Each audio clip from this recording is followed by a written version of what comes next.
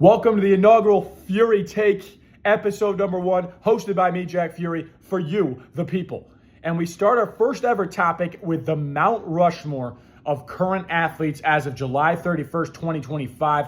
And we start in the world of golf. It's Scottie Scheffler. The summer of Scottie, he wins 2 major championships. First at Quail Hollow at the PGA Championship, dominating that one. And then, of course, at Royal Portrush, it was just a clean, simple, dominant performance over the weekend. Scheffler, the best player by far, tee to green. And people have been dissing his putting over the last couple of years. This year, he's in the top 30.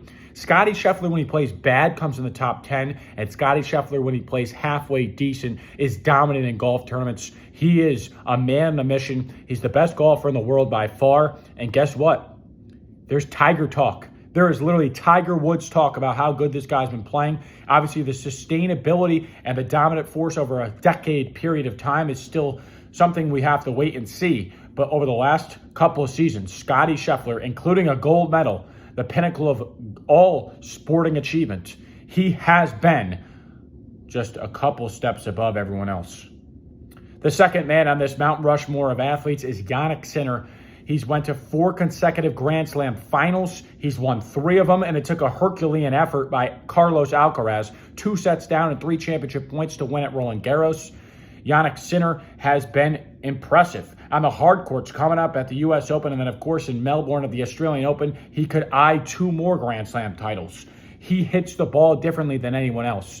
And it was best told by Ben Shelton, who said he felt like he was going up against a race car. This man was hitting the ball harder than anyone he's ever met.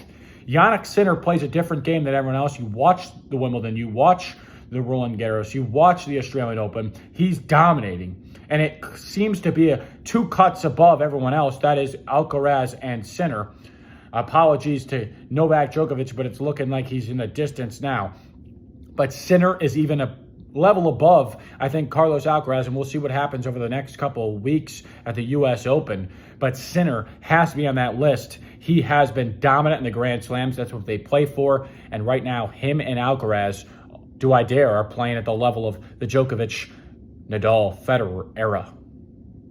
The third man on this list is Aaron Judge, the New York Yankees outfielder. He has been at a torrid pace hitting the baseball. Of course, at the beginning of the season, who hits over 400? Since Ted Williams back in the 1940s, no one had ever done it.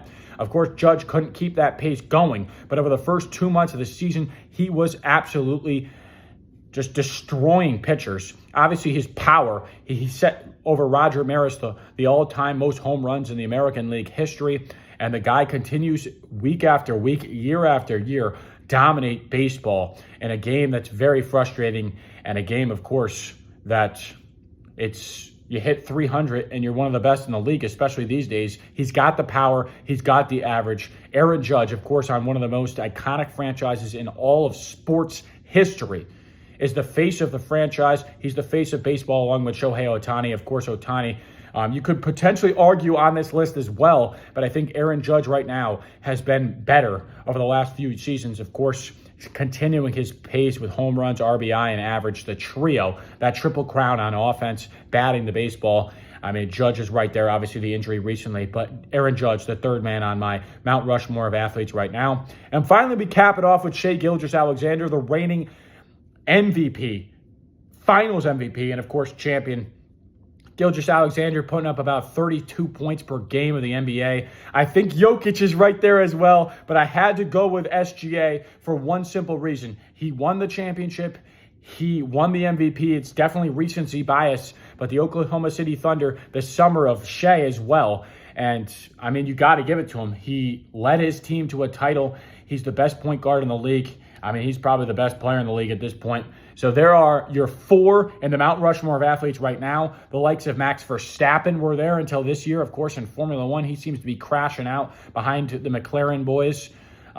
You look at the NFL, I think there's a weird spot right now. Mahomes obviously was the face. He still is the face of the NFL, but his stats were down last year. Didn't win the championship, getting blown out by the Eagles. I don't think the Eagles have that guy on Mount Rushmore. And of course, the reigning MVP, Josh Allen, and Lamar Jackson as well are just not on that Mount Rushmore list. So there you have it. The first ever episode of Fury Take in the 5 Minutes of Fury.